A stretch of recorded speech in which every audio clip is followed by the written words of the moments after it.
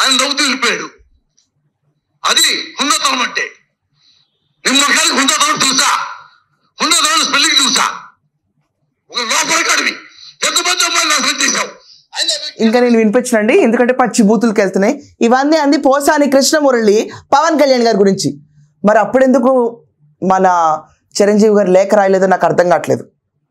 ఎందుకంటే దాని ముందు మీటింగ్స్లో తర్వాత సబ్జెక్టు కరెక్షన్ FDC చైర్మన్ కింద ఆయన ఉన్నారు. వీళ్ళందరూ వెళ్ళి జగన్మోహన్ రెడ్డిని కలిశారు, చాలా బాగా మర్యాద చేశారు అన్నారు. దాంట్లో మరి పవన్ కళ్యాణ్ గారిని తూ అను మూసెడుతను లిటరల్లీ పోసాని కృష్ణమురళి బయట కూర్చుని ప్రెస్ క్లబ్ బ్యానర్ వెనకమాలు పెట్టుకుని ఇలా తిట్టినప్పుడు ఏమైంది స్వామి? మరి అభిమానులందరికీ కేసులు వేయాలని విజ్ఞత ఏమైంది? ఇప్పుడే ఎందుకు వస్తుంది? అసలు ఇప్పుడు ఇక్కడ సీన్ కూడా లేదు, దానికి వివరణ చిరంజీవి గారు ఆ లైన్ మీద ఇవ్వలేదు. అంత మాటలన్న పోసానిని మీరు పట్టించుకోకుండా వదిలేసి దాని గురించి చిరంజీవి గారు ఖండించకుండా, ఇదంతా కాకుండా అభిమానులని వాళ్ళు కేసులు కూడా వేయకుండా, ఒక మీటింగ్ కూడా పెట్టకుండా దీని గురించి మేమందరం మెగా ఫ్యామిలీ అభిమానులు అంటే ఎలా? ఇక్కడ ఏమంత రభస జరిగింది? అయినా నాకు అర్థం కాదు. అర్ధరాత్రి మనం ఇక్కడ జరిగిన 3 కంటే 4-5 లేసి ఒక లెటర్ డ్రాఫ్ట్ చేసి దాన్ని పెట్టేంత కెపాసిటీ చిరంజీవి గారికి ఉన్నప్పుడు అంతే వాయిస్తో ఆయన వచ్చి పవన్ కళ్యాణ్ గారు నిన్ను మాట్లాడచ్చుగా. బోరుగడ్డ నీళ్ళు ఎందుకు ఖండించలేదు?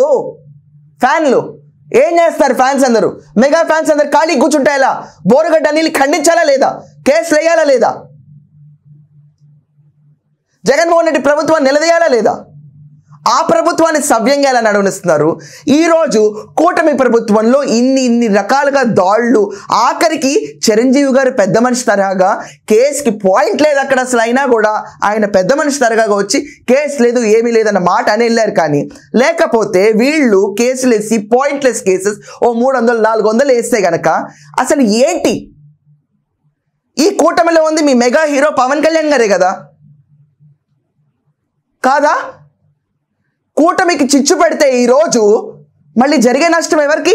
అదంతా కాకుండా బ్రహ్మానందం గారి కొడుకు సినిమా రిలీజ్ ఈవెంట్ ఫంక్షన్లో లేటెస్ట్గా చిరంజీవి గారు ఒక మాట అన్నారు, ఆ రోజు ప్రజారాజ్యమే ఈరోజు జనసేన అని. మర్చిపోయారా అందరూ? మరి జనసేన ఎక్కడుంది? కూటమిలో ఉంది ఈరోజు.